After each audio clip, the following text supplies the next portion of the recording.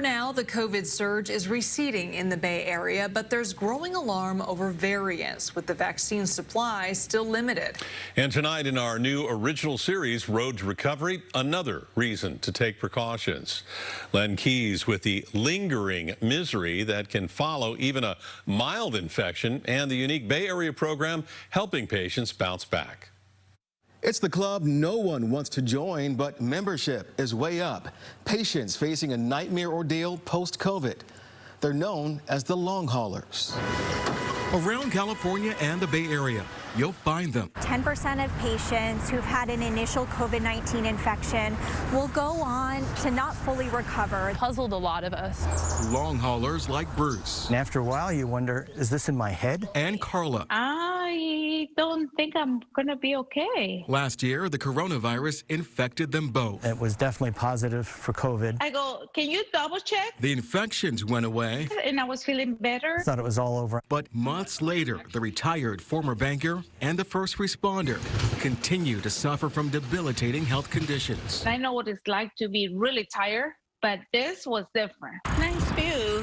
Carla used to bike I made it. hundreds of miles and run marathons. Now she feels extraordinary fatigue, shortness of breath, and a terrible pain. You know, when you cut yourself and then you put alcohol in there and, you know, it burns?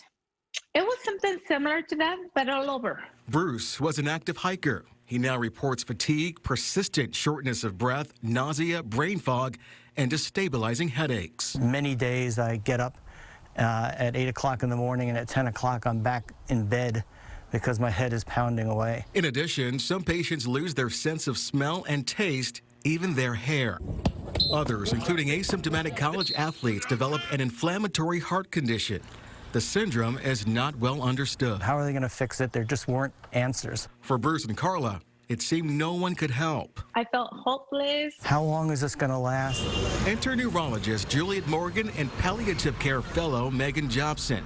The UCSF doctors specialize in chronic conditions that impact quality of life, and these patients are in need. We had been hearing from multiple survivors of COVID-19 is that they didn't feel heard. The cause for the syndrome remains unclear. It may involve an overreactive immune or inflammatory response. And while older people appear more likely to get it, We see plenty of very young patients in their 20s and 30s who have this COVID long haul syndrome and continue to suffer. the doctors established an online COVID support group, the first of its kind in the nation.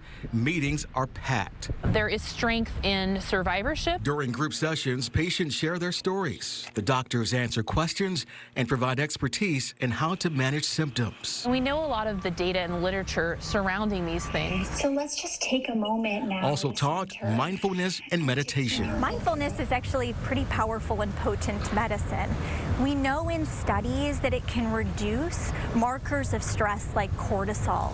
It can reduce inflammatory markers. And then gently placing your hands on your face. Both Carla and Bruce allowed KPIX 5 to record a session. Open up your eyes. They saw a benefit. So instead of just doing it once in a while, now I do it every day, every night. Literally in the last 2 weeks, I began to see improvement in the headache front. They also learned from each other. I really was so impressed by Carla's strength and that she saw the silver lining even when it was really a bad day. When Carla lost hair, Bruce Took it upon himself to say, you know what, Carla, it actually looks pretty good on you. As for the doctors, They're showing us what it looks like to ask for help while also working towards goals. And we encourage other people in other areas of the country to start support groups if they do have the resources for that. Well, the group was so successful, they extended it. Now a new one is set to begin this spring.